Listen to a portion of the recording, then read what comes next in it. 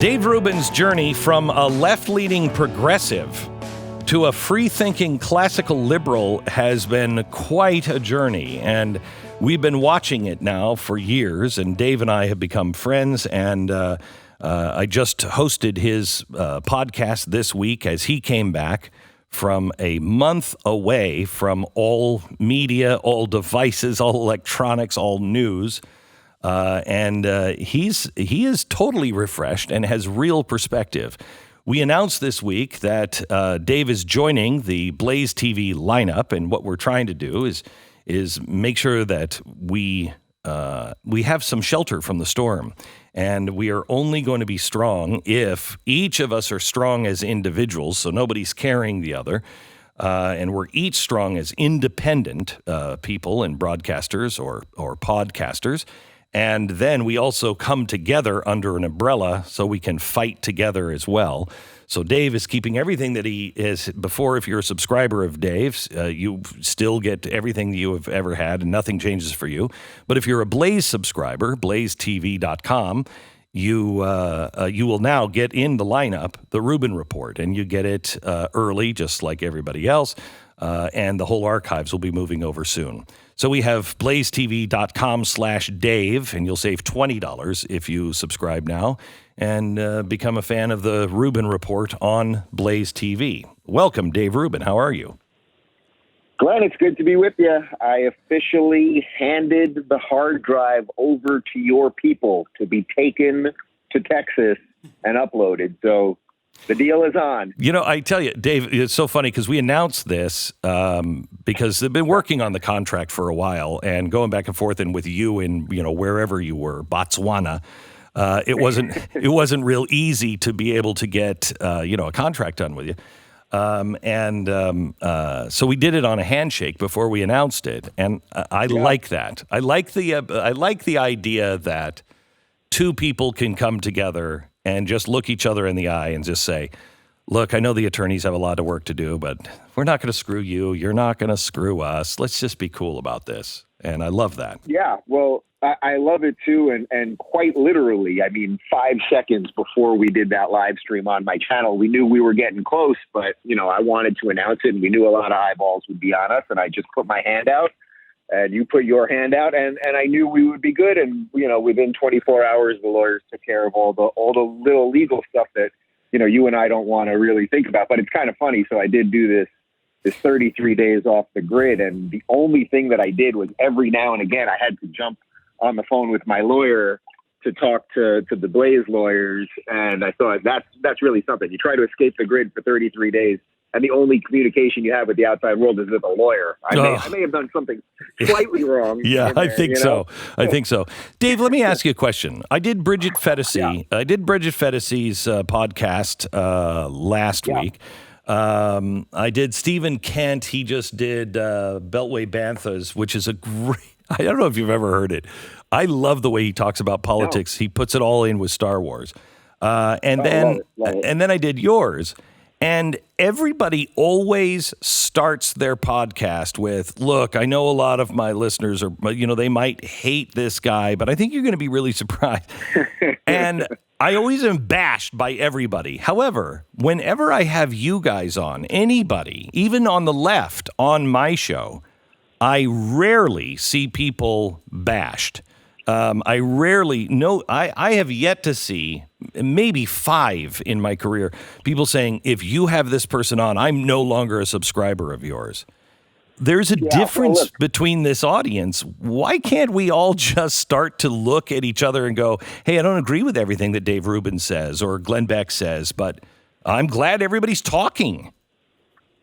Sure. Well, look, if I do anything for you in the course of this partnership, hopefully it'll be that whatever remaining lefties are sane and willing to talk, or the few liberals scattered throughout the galaxy that are willing to do that, hopefully I'll get them to say, you don't have to give Glenn the intro where you You say, oh, I don't agree with everything he says, or the rest of it, because nobody agrees with everybody, so anyone else on literally anything. And, you can find clips where I thought something different, 2 years ago or 4 years ago. And evolving is really what it's all about. It doesn't mean abandoning your beliefs. It's really great. In fact, that's what I love about you, your honesty. You were, I believe, the first person that I found that was willing to be really honest about the mistakes that you made in your life, and were honestly doing soul searching, in fact, against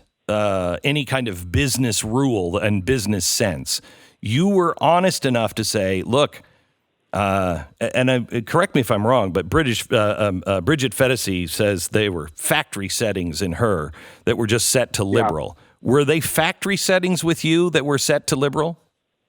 Yeah, well, I think those factory settings, meaning that when you grow up, if you grow up basically in the secular world, which most of us in America mostly do, that the factory settings, the ideas that are going to be thought of as the okay ideas, the ideas that you can talk about without being labeled a racist or a bigot or the rest of it, they basically are ideas of the left, that, the government can kind of fix everything and we should take from some and give to the others.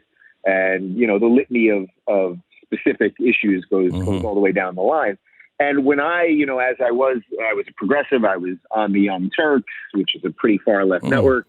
I always had true liberal roots, and I come from a truly liberal family in the best sense of liberalism, like a JFK liberalism or Daniel Patrick Moynihan or Ed Koch liberalism, which someone on the right might have some issues with, but usually find the conversation with people like that. Yes. Okay. Now, ironically, the three men I just mentioned, all once great politicians, they're all dead because there's very few of these liberals remaining, and you can see that just with who the Democrats are putting up now. But when you wake up out of that and you start asking questions, it's not that the specific issues change so quickly as you will be shocked where suddenly you will find friends, and more importantly, how quickly the left will purge you out. So it's interesting what you said about your audience. When you bring on a lefty, your audience is completely okay with it. But when you go on a more lefty show, that they have to, qualify it and quantify it and warn everybody. And I find the same thing, which is actually hilarious. So when I bring on someone from the right, the lefties go completely insane. If I, even when I had you on the other day, I glanced through the comments quickly, which no one in their right mind should do. And a lot of people are very upset that I had Glenn Beck on. When I bring on someone from the left, so even just in the last, 2 months, I've had Marianne Williamson on, I've had Andrew Yang on, I've had plenty of lefties on. Generally, I would say something like 90% of the comments from the people on the right are basically like, I disagree with these ideas, or Marianne Williamson is a little kooky, or I'm not down with UBI, Universal Basic Income, with like Andrew Yang, but it was nice to hear the conversation. Right. And that right there, in essence is the divide that we have in America right now. And that's why I keep saying that on the say center right, anywhere from conservative to libertarian, there is such a richness right now, and that's the place that I'm interested in exploring. That's why I wanted to do this partnership with you, and that's why I'm so psyched for the next year, which is obviously going to be pretty bananas. There's an election. It is. Let me talk to you about Hollywood. I was only out there for a couple of days, Dave, and I saw a difference in almost everybody that I met with. And here's the difference. People who would never have voted for a Republican ever, and certainly never for Donald Trump, from big funders of the Democratic Party, big supporters, people who are lifelong Democrats, they have all said, if it is anyone besides Biden, I'm voting for Trump. Yeah. I mean, it's crazy. I live here in Los Angeles. It's quite a bubble. I'm happy to say that you and I were able to go out in Beverly Hills and nobody assaulted us.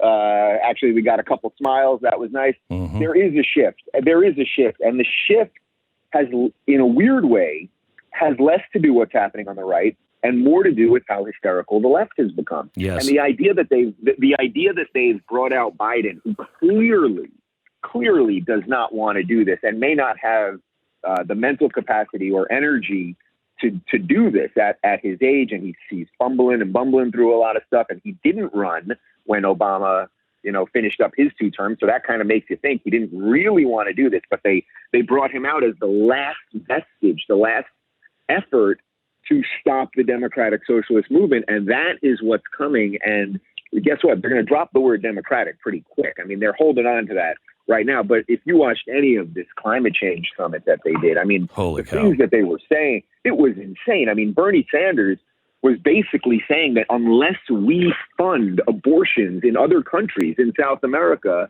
that's going to affect climate change. I mean, the policies are actually ridiculous if you listen to them. However, the factory settings of the way the media translates all of this for you, the average person the average person that's just out there that has a job and has a family and can only devote so much time to this, they have trouble translating what all of that means. And I think the job for people like us over the next year, in a world that's getting more and more fractured for your time, it's going to be for us to be as efficient as possible in getting the most important stuff across, because otherwise, the more we get split, the harder it'll be to get truth out of anything. Right. And that is one reason why, Dave, we have to stand together with people who have like principles. If you believe in the Bill of Rights, you're good. You're good. I'll stand with you.